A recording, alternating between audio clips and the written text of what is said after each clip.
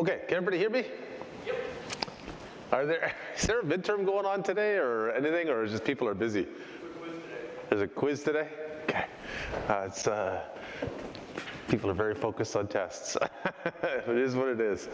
Okay, so let's talk. We're going to finish talking about M4 today. I'll talk a little bit about parallelism, so something you could use for M4 on Thursday, and we'll talk about that in the tutorial as well. Okay, so this week there is a coding tutorial again. It's the last one, and I recommend you go to it. It's going to teach you the basics of parallelism in general. How do you multi-thread a program, and how do you use that in milestone 4 in particular. What I'm going to talk about today is the last lecture on algorithms that you could apply for milestone 4. Okay, so we've talked about greedy algorithms, we've talked about iterative improvement algorithms, and I've been kind of drawing travel paths. So that's not what you want to do in your program. You can't draw travel paths and optimize that way. You need to represent it somehow in data. So how are we going to represent these travel paths? Okay, so one option you have is basically use the exact data structure that we tell you you've got to use to return a solution to represent your solution all the time. And so in the milestone 4 header, we describe this courier subpath data structure. So a courier subpath is basically a starting intersection, an ending intersection, and a vector of street segments. So it's basically just what you did for milestone 3. Go from this intersection to that intersection using these street segments. For this traveling courier problem, your solution needs a whole bunch of those in series in order to produce a full solution. So we say, okay, give us a vector of that, right? A bunch of those courier subpaths starting on a depot and ending on a depot and going through all the deliveries in a legal order. So that's what you got to return in the end. So you eventually have to construct this. So you could use this to represent your solution as you're perturbing things, as you're trying different delivery orders. Any thoughts on if that's a good idea or a bad idea? What do you think? So could do it, it's perfectly feasible. Is there any downside to doing that? So what do you think? You want your perturbations to be fast. Okay, so if my perturbations are faster, I can do more of them. And that actually makes your algorithm better. One of the strengths of an iterative improvement algorithm is if it just tries lots and lots of ways to improve things. It doesn't have to think about, is this a really good idea or a bad idea in terms of improving the path, it just tries it. And so we'd like it to be fast. So yeah, let me just draw out what this means. So this courier subpath, let's say there's a certain intersection number 53 that was maybe a depot. And I'm going to start there. There's an ending intersection that is maybe a pickup. I'm going to go there. That's intersection 28. And I have a bunch of street segments to get between them. So that's what a courier subpath looks like. Should have animated that before. You need to make a vector of those for your final solution. So we could use that as our solution representation, and it basically looks like this. Like the arrows are the street segments, and the points that are, the circles are the intersections. So I can turn this graphical view into that solution pretty easily. Okay, so I could represent it that way, but it's going to slow down my perturbation algorithm. Like basically that representation is more information than I need when I'm just evaluating how do I swap, like how do I perturb the order of deliveries, and is that a good idea or not.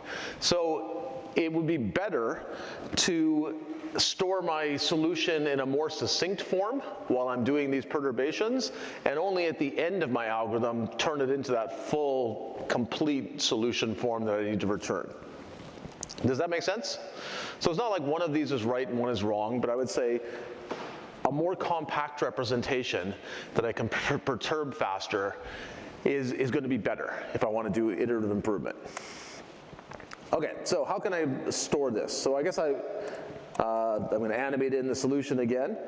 So I showed you that the full solution basically encodes all of these arrows, all of these intersections. But for a delivery order, I could store it more succinctly. I could basically make a data type called pickup or drop off. So I can make a little struct that says, what am I? Am I a pickup? Am I a drop-off? Am I a depot? So that's maybe the first member of my struct. And the second member could be, what's my intersection ID? And then I could have a vector of those. And that would store what is my delivery order.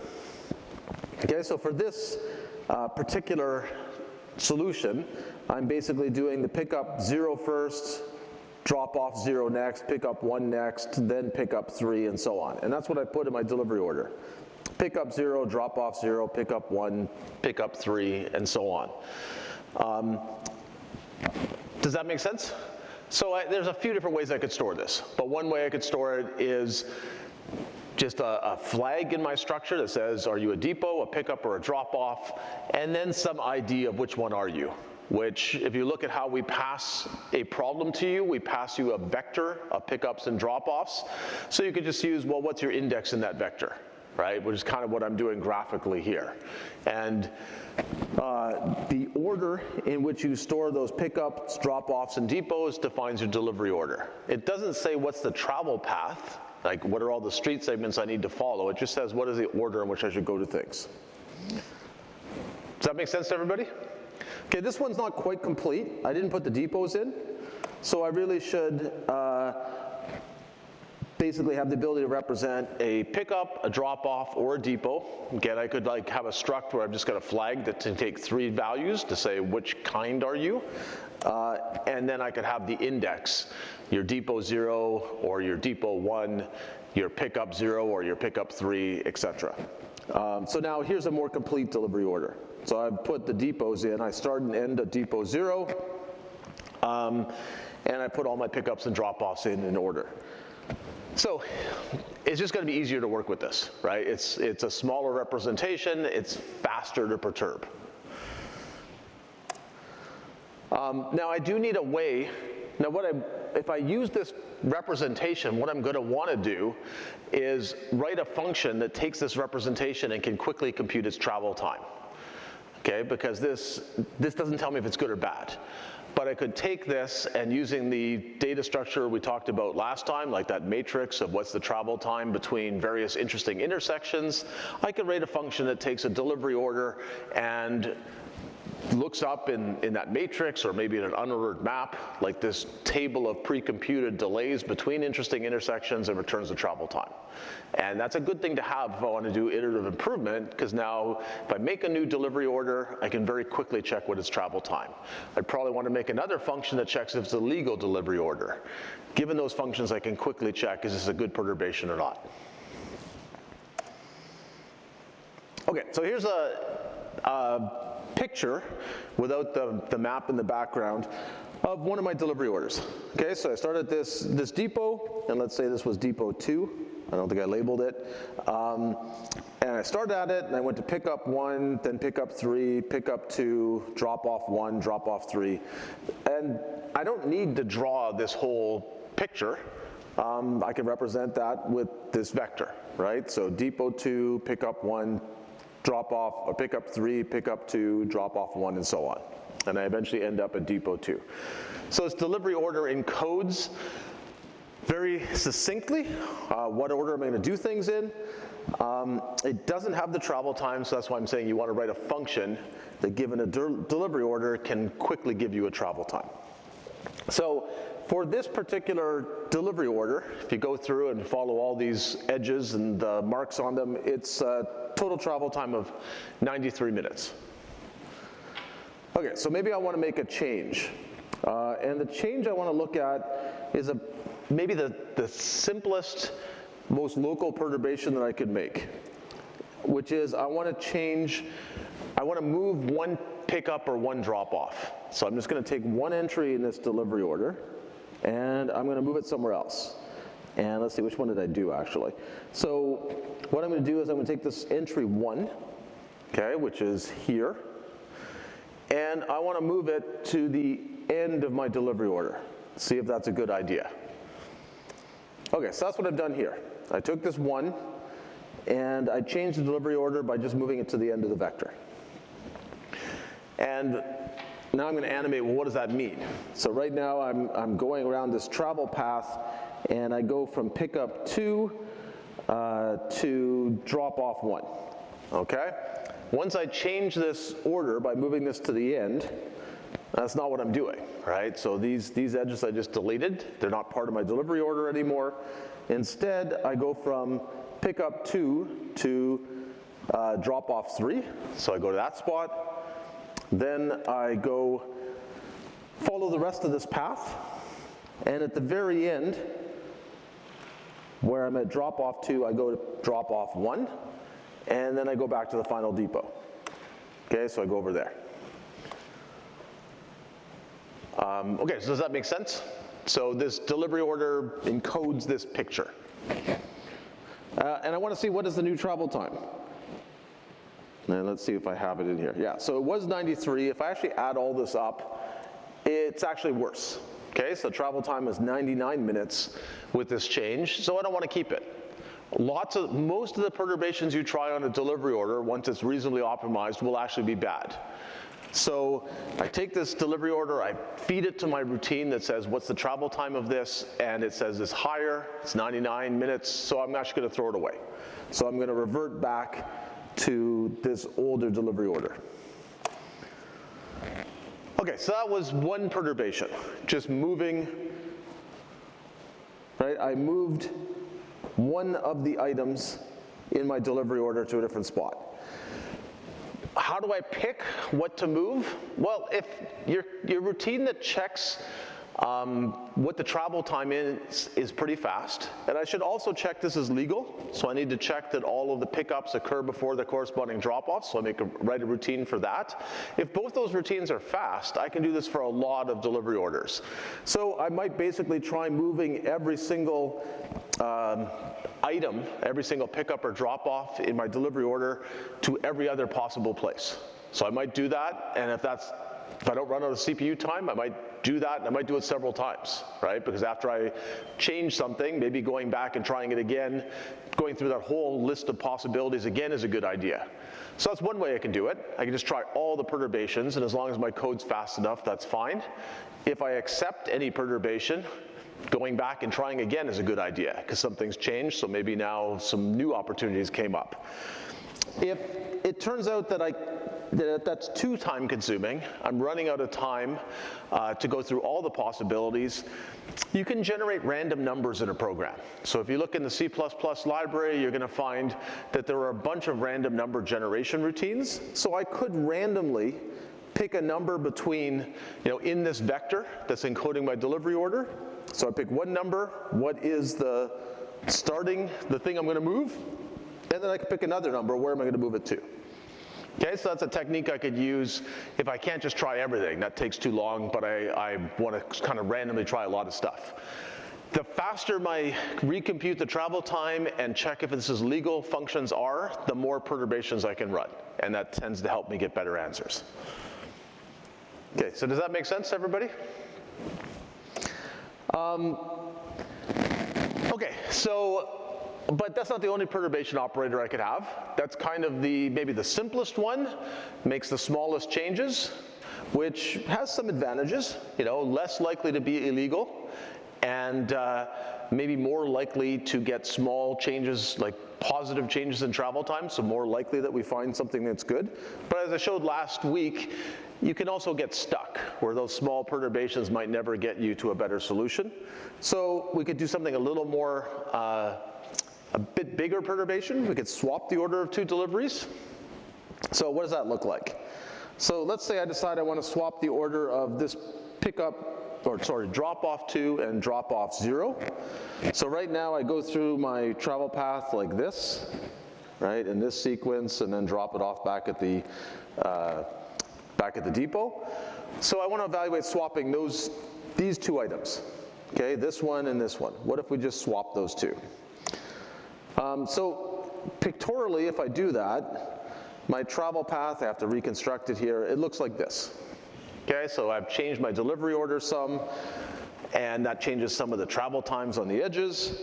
And if I add all that up, the travel time's actually better.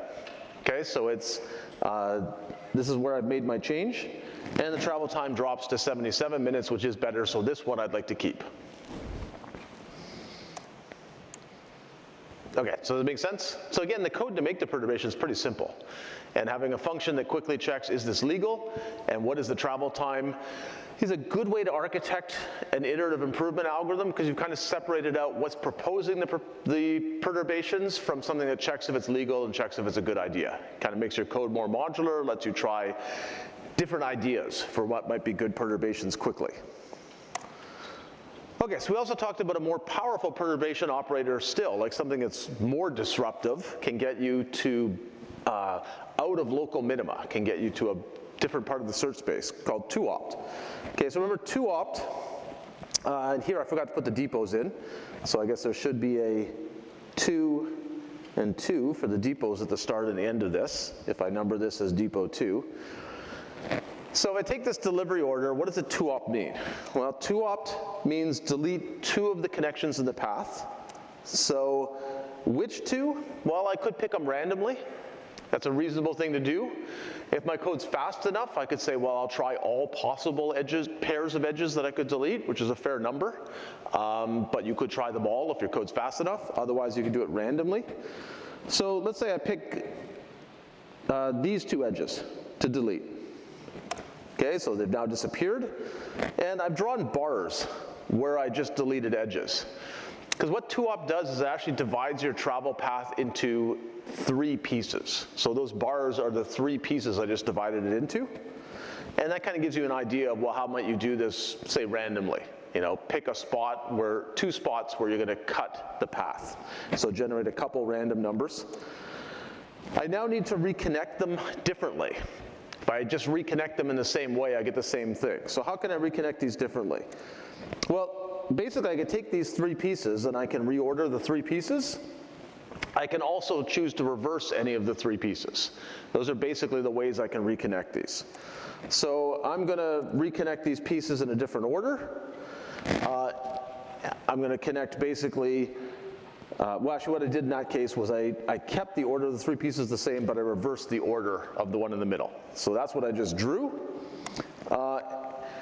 So in general for 2-opt, you pick your 2 cut points. Then you pick, okay, those 3 subpaths, what order do I want to put them in? I can change their order.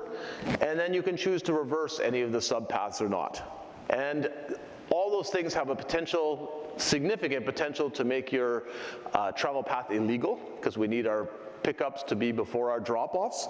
So you have to check if it's illegal at the end of that, because there's a pretty good chance that it is illegal. And we talked about this at the end of last week, but basically maybe making smaller cuts, like making one of those 3 pieces smaller and just reversing it. Maybe that's a less disruptive thing that's got more chance of being legal.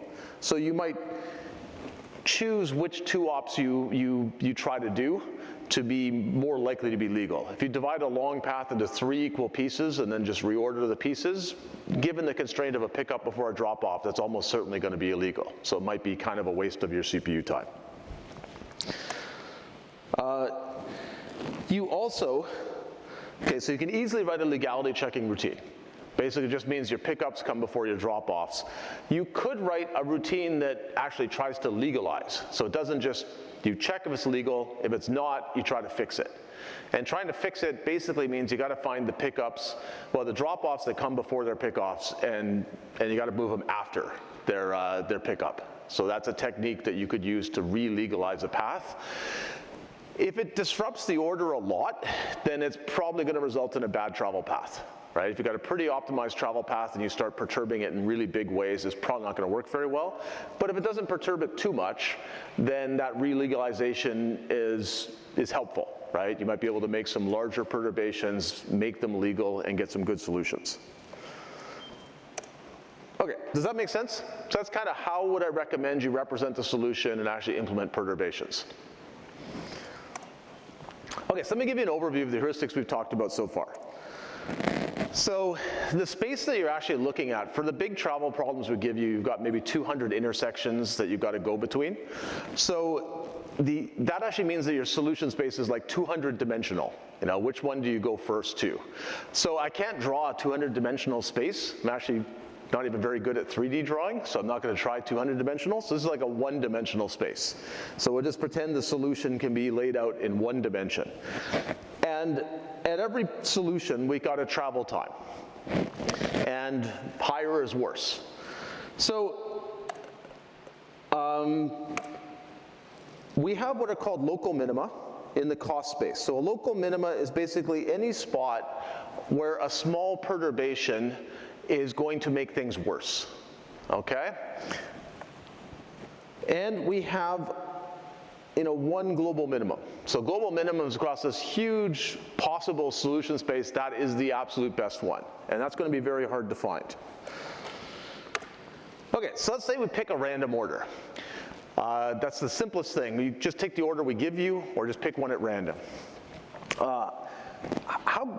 Where do you think it's going to be on this cost space? It's going to be towards the top, going to be towards the bottom, going to be in the middle? What do you think?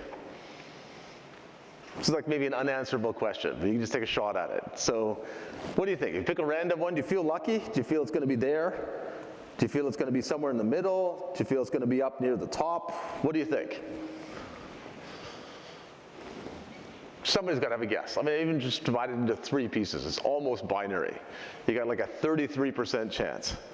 And it doesn't even have a perfect, I'm not proving anything, so there's no really right answer to this. So how many people think if I pick one at random, I'm going to probably be near the global minimum? Okay, so nobody believes that. So you're actually going to tend to be pretty high in the cost space, because there's basically many more bad solutions than good ones. So you probably won't be the absolute worst solution unless you're really unlucky, but you're not actually going to be close, you're very unlikely to be close to one of these pretty good solutions. Because, well, this doesn't show up so much maybe in 1 dimensions. When you see a 200-dimensional search space, there's just way more stuff up here in the bad spots than there are down deep in the minima. So a random order is not going to be very good. So we want to, and a random order is just, say, take the delivery order we give you and just call your find path for milestone 3 and return it. So it's going to be a pretty bad solution. So now we could do a bit better by picking several random solutions, right? That's multi-start. We'll just, okay, you pick the solutions randomly using the random number generators in C++. Okay, so you get a bunch of answers, and you'll pick the best one. Okay, so it's a bit better. It's still not going to be very good, because there are so many bad solutions compared to the number of pretty good solutions. But it's better than just picking the first random order. Okay, so a greedy algorithm. What a greedy algorithm does is it basically is pretty good at getting to local minima. Okay, so we start out making decisions, one at a time, and we'll generally get a pretty good solution from a greedy algorithm for this problem. Much, much better than random. Okay? It isn't all the way in a local optima. What that means is we made some decisions in our greedy algorithms without perfect information. Like we didn't even know what the whole solution was yet. We just said go to the next closest legal intersection. Once we have a greedy solution, if we iteratively improve it, like we basically start trying to do perturbations on it, we can usually find some improvements. So most of the perturbations that we propose, like let's move this delivery, let's move this pick up or drop off to a different spot in the delivery order, most of that's actually going to be a bad idea. But if we can try a lot, we will find some good ones. And whenever we find a good one, we update our solution, and then we keep looking. We look for more perturbations, and we keep going. And that can actually get us to a local minimum. It goes to a local minimum, and it'll get stuck there, right? So our perturbation operator, we've gotten to a pretty good spot, and now any perturbation we try is not any good, is not any better. We can combine, so far we've actually combined greedy with iterative improvement to get to this point. We can combine this with multi-start. So we looked at what are techniques by which we could change our greedy algorithm to get a different answer. So we run our greedy algorithm, we run iterative improvement, we get to this spot. Now we just run our greedy algorithm again, and we use one of those techniques that we came up with to just make it get a different answer. Now start at a different depot, for example. Okay, so by doing that, it just starts in a completely different spot. And then we run iterative improvement again, and we get to that local minimum. We do another multi-start, iterative improvement, we get there, and so on. So multi-start can help us here, right? We're not that great at getting out of local minima so far, but multi-start just moves us to completely different spots in the cost space. And if we take the best one of those, we tend to get a better answer. And there's not much more code. Okay, so I already showed you this. Local permutations can get stuck. So they go down until they can't find anything useful to do. So that is the definition of a local minima. Right, so this local minima we can't get out of with a certain permutation operator. Maybe taking one pickup or drop off and moving it to a different spot. We can't find anything that we would do that would make it better. But if we change our permutation operator, so let's say that wasn't our only permutation operator. Let's say we built a few. We also built one that could swap 2 deliveries. We built another one that could do 2-opt. Maybe we come up with some clever ones that are our own special sauce. What happens if you have multiple permutation operators and some of them are able to make bigger changes, like 2-opt, is you're less prone to getting stuck in a local minimum, okay? So maybe I was in this yellow spot, and a bigger permutation operator can basically make a big enough change that it gets all the way in one step from there to there. Okay, which happens the way I've drawn it to be a little bit lower cost. So I kind of jumped over a local maximum. And now I can make little perturbations and I can follow it all the way down to a better local minimum. Okay, so having several permutation operators or having more powerful permutation operators makes you less prone to getting stuck. However, it also consumes more CPU time. Right? So you have to be careful. If you need to make your permutation operators fast, and if your permutations get too disruptive, at some point they start turning into just making random solutions because they've pretty much completely destroyed your initial solution. So there's kind of a balance here. The absolute best solutions usually just combine several permutation operators because there is actually no one permutation operator that's just the best. Okay. There's another technique that I'm going to show in a minute called hill climbing. Okay, so what hill climbing does is so far the permutation or the iterative improvement that I've shown you is always try to change the solution, check the travel time. If it's better, update. If it's not better, don't update. Okay, and that's a very reasonable way to do things. But it does get stuck in local minima. So I can do something called hill climbing, where basically I've gone from the yellow solution to the red one. It's worse. The travel time's higher, but I'm going to keep going anyway. I'm going to see where does this lead. Okay, so, and I make another permutation, and that's worse still. But I haven't given up yet. And now I make another permutation, and things start getting better. And as I make a bunch of permutations, I actually find a better minimum. And for illustrative purposes, this one I showed just getting the global minimum, so it's fantastic.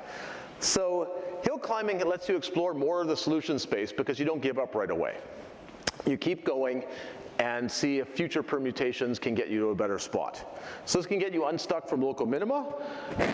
You have to watch your CPU time with it because hill climbing is useful if you're getting stuck a lot.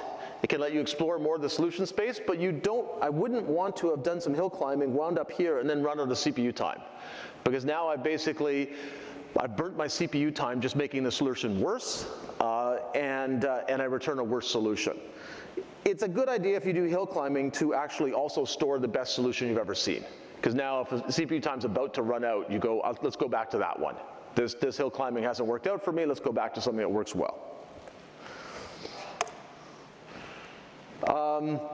Okay, so this hill climbing was the last heuristic then. This is the fourth heuristic. It's one way to get out of a rut. I'm kind of stuck. Any little change I make is not good. So I'm going to change something even if it looks like a bad idea at first.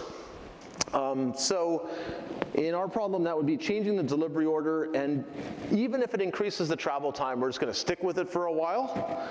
We're going to try local perturbations around that new solution. If we find something better, we keep going. As I said, it's a good idea to keep the best solution you ever had so that if you find this is just getting worse and worse, you can always go back to that earlier solution.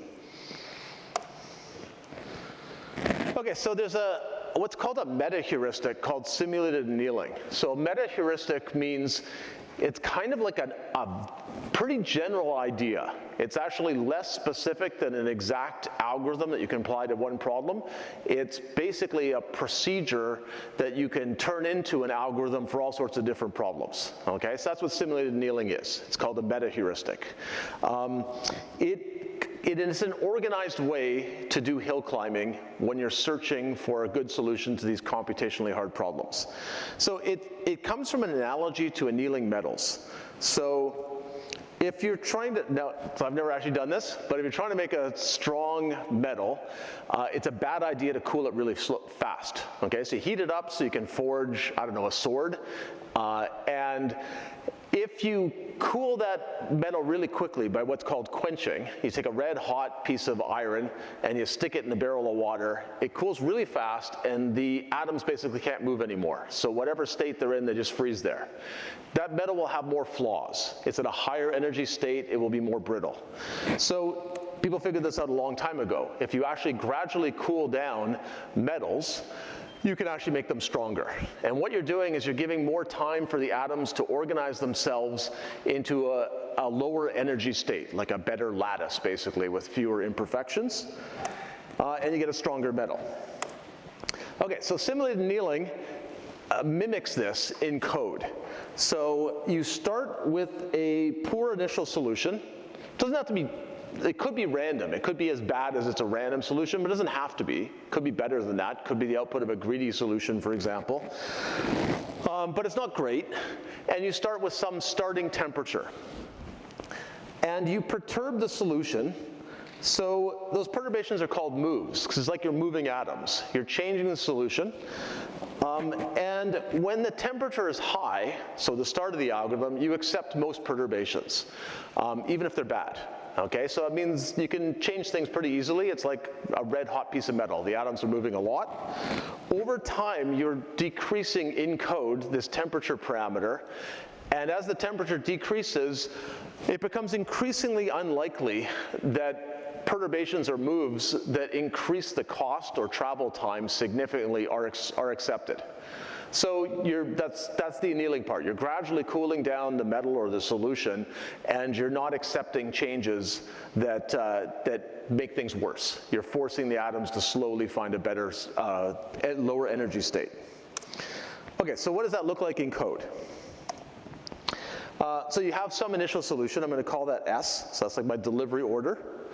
And maybe it's a random order, but it could also be better. I could basically say maybe I'll use a greedy algorithm because they work pretty well, and that'll be my initial solution. It's probably a better idea, given that we're only giving you 50 seconds. I would say it's smarter to get, we have given you pretty good ideas about how to have an algorithm that gets a reasonable answer, so that's probably a better starting point than random. We compute the cost of that solution. And for our problem, a natural cost would be travel time, right? The higher it is, the less we like it. And we have this parameter t, and we set it to be a high temperature initially, so a big number.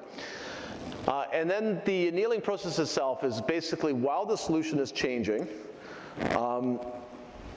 and for many perturbations, so we're going to do a whole bunch of moves here, lots. We're going to basically say, let's create a new travel order, call that S new, and we get that by perturbing S. So maybe we move one delivery order, maybe we swap to any one of those things. We then calculate what is the cost, probably is travel time for us, of that new state. Oops, this should be S new, sorry about that.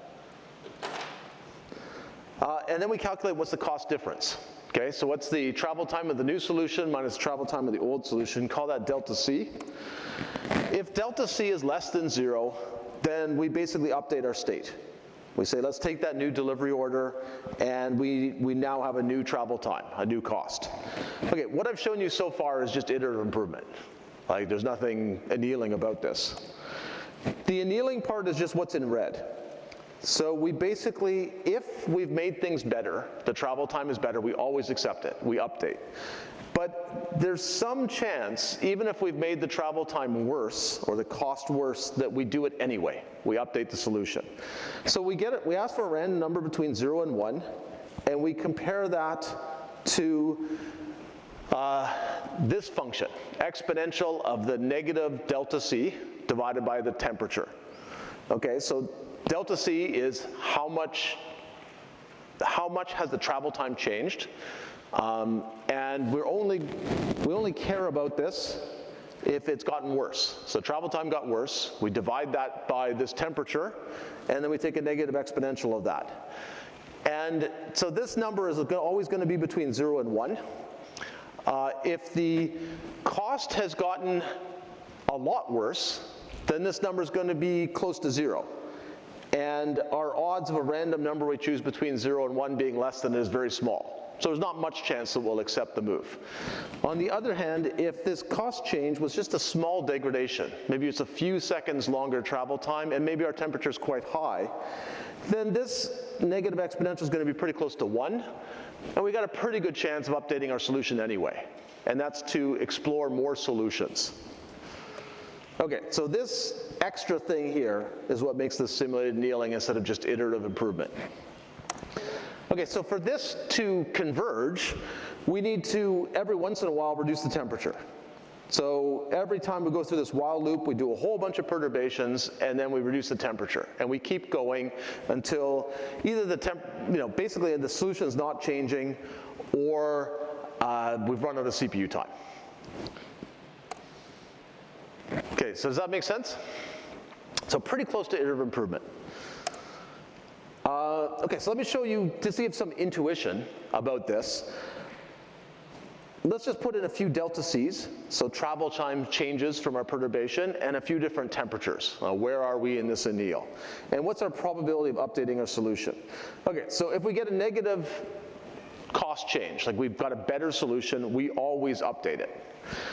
If we made the travel time 30 seconds worse and our temperature was currently 30, we still actually got a 37% chance of updating. On the other hand, if we made the travel time 30 seconds worse and it's later in the anneal, the temperature's dropped to 10, okay, now we've only got a 5% chance of updating it. And if it's even later in the anneal, that same 30 seconds travel time increase when the temperature is 3, we've got like less than a 0.005% chance, so almost no chance. On the other hand, a small travel time change, say 3 seconds, at that point in the anneal where T is 3, we actually still have a reasonable chance of accepting, 37%. So this is why it's called simulated annealing. Initially, when this temperature is high, you'll accept big changes even if they don't look very good. As the temperature drops, those big changes are very unlikely to be accepted if they're bad, but small changes could be accepted even if they're bad. And then as the temperature gets smaller and lower, even those small changes, if they're bad, are unlikely to be accepted. Does this make sense? Okay. Okay, so there's a lot of tuning in an algorithm like this. So we talked about initial solution. Should that be random or should it be smarter? Hint, smarter is probably better when you have a tight CPU time limit like you guys have. The cost. Travel time's a pretty natural one. You could add other things. Maybe it's kind of beneficial to have pickups earlier in your delivery order because it makes it easier to perturb and get legal solutions. So maybe you factor that into your cost function as well. Or maybe that's not a good thing to put in the cost function. I said high temperature. Well, how high is that? Are you going to do experiments to try to figure out how high it is? Are you going to try a bunch of perturbations and see how big the changes are and maybe automatically compute what's a pretty high temperature? There's a bit of trickiness to getting this. Perturbations is a big one. Okay, so what perturbations should I have? As the temperature drops, should I try to make smaller perturbations? Because big ones probably won't be accepted anyway. How quickly should I reduce the temperature? And this kind of algorithm, because it benefits from being able to do a lot of perturbations, you would want to try to make these very fast. Okay, so you'd want to write nice code that does the minimum work that it can. If these functions aren't that fast, simulated annealing is probably not a very good idea. Basically, if you can't do enough perturbations, iterative improvement is going to work better, where you just say, I'm not going to do any hill climbing, because look, I don't have enough time, right? I can't evaluate enough perturbations, I can't waste my time exploring more of the space. As these become fast, then simulated annealing can be beneficial. But it does take a fair amount of tuning, so I definitely would not You don't have to do this for milestone 4 to get a good solution. It can be helpful. I would not do it to start with, right? Get something working first. Okay, so if this talk about algorithms has interested you, so how do you learn more about it? For optimal algorithms, so Dijkstra, A*, those are examples of optimal algorithms. We didn't prove why they worked, I just gave examples. If you want to learn how to prove those actual exact algorithms, get the best answer, and other ones, take ece297, Data Structures and Algorithms. It's a useful complement to this course. There's no coding, but all proofs, okay? So we gloss over the proofs, you're gonna do it, but you won't code it, but it is useful to know how to code it, so that's why we code them here. Heuristic algorithms for computationally hard problems. So milestone 4, there's no perfect solution. So for that, we have basically grad courses. We don't actually have an undergrad course that goes deeper into these kinds of complicated algorithms, but there's a course taught by Professor Anderson that is all about CAD algorithms for making integrated circuits. And those are computationally hard, and they use some of these procedures that we just talked about and some other ones. There's also another course on basically solving transportation problems. And it's like algorithms to optimize traffic in cities, and they actually use OSM data, so you actually would definitely hit the ground running in this course. And it looks at algorithms like simulated annealing, which we just talked about. Other meta-heuristics like genetic algorithms. So genetic algorithms are another framework that you can put many problems in, and they're inspired by natural selection. I'm not going to talk about them because they're actually harder to make work for this problem. Not impossible, but harder. But if you are interested, you'd learn more in that course. Okay, so a few practical things about milestone 4. We're giving you a 50-second time limit. So you can get better results with more CPU time. How can you get better results with more CPU time? Well, you can use multi-start. If you still have time left, you can just run my algorithm again with a different starting point. Keep the best answer. Iterative improvement, you can just keep perturbing, right, to see if you find more perturbations that help you. We give you problems of different sizes in different cities, so it can be hard for you to work out, well, how many times should I do multi-start? How many iterative improvements should I do so that I do, kind of search as much as I can, but I never go over this 50 seconds? Because you have to return a solution in less than 50 seconds or you just time out and you fail the test, which is bad. Okay, so how are we going to do this? The best way to do it is actually ask the computer how much time has passed, rather than trying to hard code a whole bunch of numbers. So to do that, we're going to use the chrono library again. So I'm just going to show you some code that's helpful for this. So we include chrono. You shouldn't have magic numbers, so the time limit we give you is 50 seconds, but don't refer to 50. Make a variable or a constant. Okay, so in my main I shouldn't actually put my optimization in main, but let's say I did. Right, I can call chrono using this line to get what's the time right now. I can say I'm not out of time yet. And as long as I have more time, I'm going to call my optimizer. Maybe this is doing iterative improvement, maybe it's doing multi-start, I don't know. But I'm going to call it to keep making my solutions better. And every once in a while, whenever I come back from my optimizer, I'm going to ask what time is it now? And I'm going to basically take my starting time, or my current time minus my start time, do a bit of chrono magic casting, and basically I can check. This is my time in seconds. So I'm giving you this code so you can just kind of use it. And I'm going to basically say as soon as that gets to be more than 90% of my time limit, I'm done, okay? So I'm going to say the timeout is true, which means I'm going to fall out of this while loop, and I'm going to return my solution, okay? I wouldn't go all the way to 50 seconds. You can go pretty close, but leave yourself a little bit of margin, because if your code still needs a little bit of, okay, set up the final delivery data structures, like that vector of courier subpaths, and return it, and our test needs to check and make sure it's legal, you want to leave a little bit of time for that, okay? So a second or two anyway. Okay, so this bit of code allows you to now adapt. Right? You will basically make full use of your CPU time, but you won't run out on any problem. So it's a good technique to tackle problems like this. Does that make sense? This time, by the way, is called wall clock time. That's why I named the variable wall clock. Wall clock time is, is like real time. Like it's what you would get if you look at your watch. I'm going to show you in the tutorial this week how to use multiple cores in the UG machines if you wish. So your wall clock time is not going to be the same as your CPU time, because the CPU time, if you ask a program how much CPU time have you used, it adds up all the cores.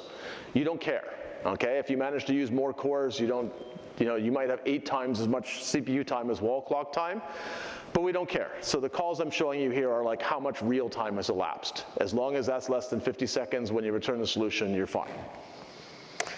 Okay, so how are you going to be graded? So 25% of your mark is going to come from making a stable solution, so you actually solve all the problems we give you, so you don't crash, you return a legal solution.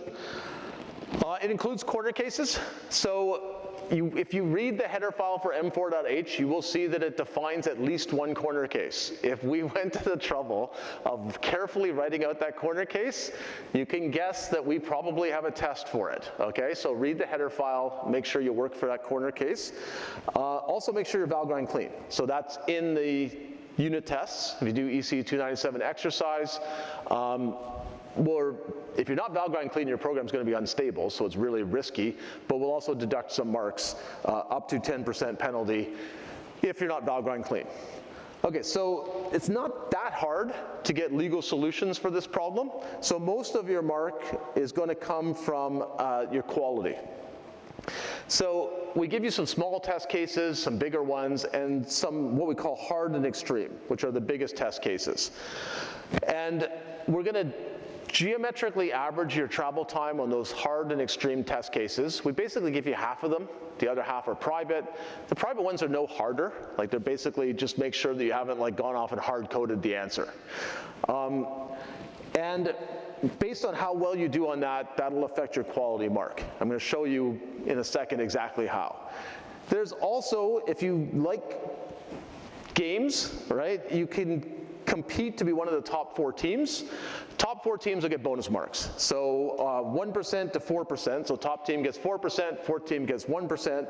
So which, on the total course mark, which means on this milestone, that's like +8 to +33. And you get bragging rights and so on, and you can list it on your CV if you like. But it's not competitive beyond that, right? Because we're going to benchmark your quality versus reference solutions that we have. If every person in the class beats our reference solutions, then you're all going to get a really good mark on it, and I just have to explain it to the undergrad assessment committee. So, okay. So the leaderboard we're about to put up. Whenever you submit your solution, we will calculate your QOR on those big public test cases, and we'll put you in the leaderboard. You will be anonymized, okay? So we're going to post on your wiki. Like we will send you, actually I think we emailed this to you, we will send you what is your anonymous ID. So you know who you are on the leaderboard, nobody else does, just in case you are like shy. And we are going to put 3 solutions on the leaderboard, TA good, TA moderate, and TA bad. Okay, and TA bad is actually a random delivery order. Okay, so it's pretty bad. TA moderate is basically greedy solutions that are pretty reasonable. Okay, and TA good, we're actually using perturbation and kind of our best techniques, okay? If you match TA good and you're stable, then you'll get 95% on the milestone. If you match TA moderate, which isn't that hard, you'll get 75%, and if you match TA bad, you get 30%. We always get a question of like, what if you're almost at 1? Like we fit a curve in between these. So if you're just a little better than TA moderate, you'll get a little bit better mark than TA moderate. But there are no cliff functions here. Every little bit of improvement, you will get a little bit better grade. And there's a detailed rubric for milestone 4 that kind of lays this out. So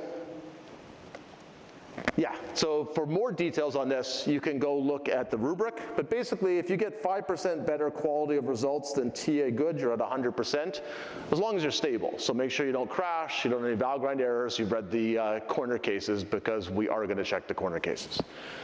Any questions on any of that? Okay.